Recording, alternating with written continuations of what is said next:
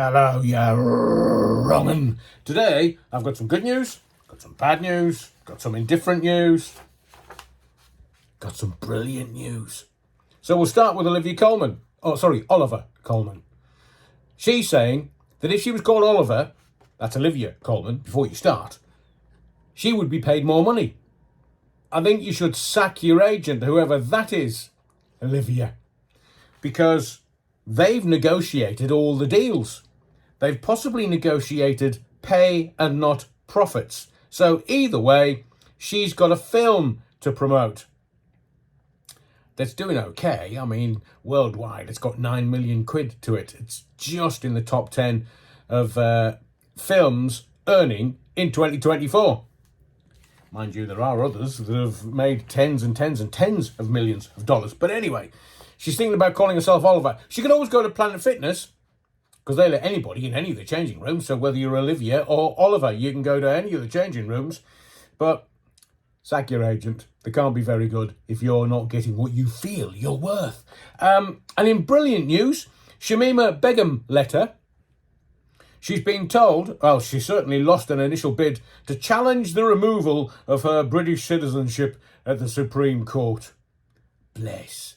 15-year-old, knew what she was doing, went off to join IS, got knocked up, married, 3 kids, was at the heart of terrorism, according to where she lived. She married a Dutch member of IS. He's currently held at a Kurdish detention centre and lived in Raqqa, once a stronghold of the IS group.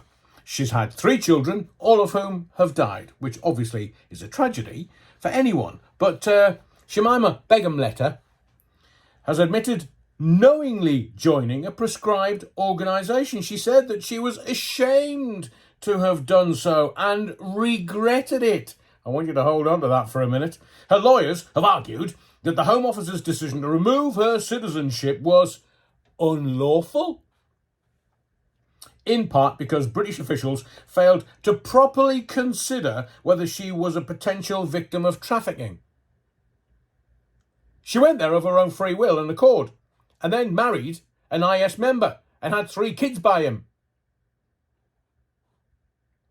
As one judge once said, she is the author of her own demise. So she's failed at the initial hearing, at the initial bid, to challenge the removal of her British citizenship at the Supreme Court. So, in the words of the great Chinese philosopher, Shemima Begum letter, Foxtrot Oscar, and then when you get there, Foxtrot Oscar some more. I've had some bad news today. Well, it's not really bad news, it's sad news. Because Tony Blackburn's retired from local radio, BBC local radio. But I'm going to let you into a secret. Within the BBC, there is a mechanism. And the mechanism is around moolah, spondulics, Benjamins, the money.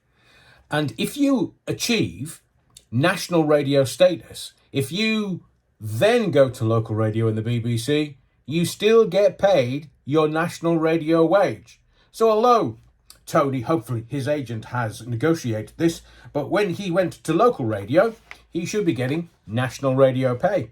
Nice. And it's really odd. On a Monday, retiring from radio? That's very odd. I wonder what has caused that or promoted that. But the good news is, well, I will say, was he pushed or did he walk? But the good news is, he's still got his BBC Radio 2 gig. He's still doing it on a weekend, like most of the country. So he's still presenting the sound of the 60s at the weekend on BBC Radio 2. Mind you, even Johnny Walker is still presenting sound of the 70s at the weekend. So, you know, he's not going to be destitute. He's still earning the odd shekel or 10. And finally, Esther, got to tell you this. Former Conservative MP Scott Benton has resigned. He's chucked it all in, which means there's going to be a by-election in Blackpool South constituency May 2nd, same day as the local elections. But that's another Tory MP that's just jacked it in. Well, I say that. Was he pushed or did he walk the same as Tony Blackburn? because there are a lot of redundancies going on at the BBC at the moment. But former Conservative MP Scott Benton has decided he's had enough. That's after Parliament decided that he'd broken Parliament's standards rules. I mean, that lot in there, 650 of them. No, there's no corruption in the Houses of Parliament. It followed a new newspaper sting in April last year, after which Scott Benton was suspended. A few of them like that, I've heard. I've read it in the News of the World once. He was suspended as a Tory MP. By sphericals, probably. But in a statement on Facebook, classy, Scott, classy, he has now announced he has officially tendered his resignation. Oh, here, there's your ball. Stuff it. I'm not playing footy anymore. I'm off.